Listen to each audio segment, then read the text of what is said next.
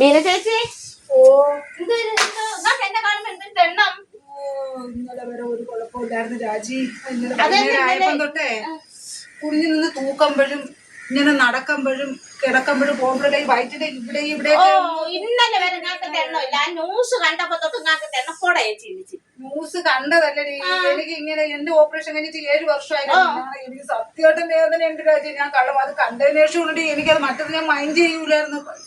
നിങ്ങൾ അത് മാത്രമേ കണ്ടോളൂ. വേറൊരു ഡോക്ടർ പറഞ്ഞു കേട്ടില്ലേ? എന്തൊരു പറഞ്ഞു? അത് 5 വർഷം അതിന്റെ അകത്ത് കിടന്നാലും 50 വർഷം കിടന്നാലും അതിനൊരു കേടുപാടില്ല. ലോക്കറി വെക്കുന്നതാണ് കാണിരിക്കുന്നത്. അവർക്ക് അങ്ങനെ പറയാടി. വേദനയില്ലെന്ന ഞാനല്ലേ ഒരു രാജി. ഇനിയിപ്പോ എന്തിനു ചെയ്യാൻ?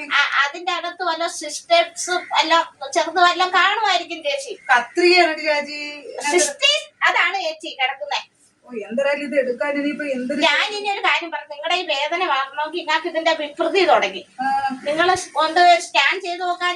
സ്കാൻ ചെയ്ത് പോകണമെങ്കിൽ പൈസ വേണം. എന്റെ ഒരു പൈസ പാമ്പർത്ത് പോവും. പാമ്പർത്ത് എന്നാ അവര് ഡേറ്റ് ഇട്ട് പറഞ്ഞു വിടും. ഇല്ലെങ്കിൽ അങ്ങ് മെഡിക്കൽ കളയിൽ വിടും. എന്റെ കൂടെ വരെ ആരിയിരിക്കുന്നു? ഞാനുണ്ടല്ലേ മൂലവട്ടം രാജ്യം കൊണ്ടുപോയി. പിന്നെന്ത് നിങ്ങൾ വിളിച്ചാ മതി. പക്ഷെ വന്നേടി അവര് ഇത് വീണ്ടും ഈ വയറ്റിനകത്ത് കിടക്കുന്ന സാധനമേ എടുക്കാനായിട്ട് ഓപ്പറേഷൻ ചെയ്യൂലേ?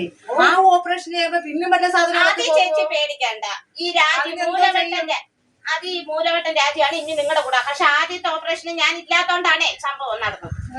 ഇതില് ഞാൻ അവിടെ നിങ്ങളുടെ ഡോക്ടറിന്റെ അടുത്ത് പറയാം. ഓപ്പറേഷൻ നിങ്ങളെ കേട്ടപ്പോ ആ ലിസ്റ്റ് എഴുതി തരാൻ പറയും. എന്തരടി? ആ കത്രിക സൂചി നൂലും ആ ഓപ്പറേഷൻ ചെയ്യേണ്ട സാധനങ്ങളെല്ലാം ലിസ്റ്റ് എഴുതി തരാം.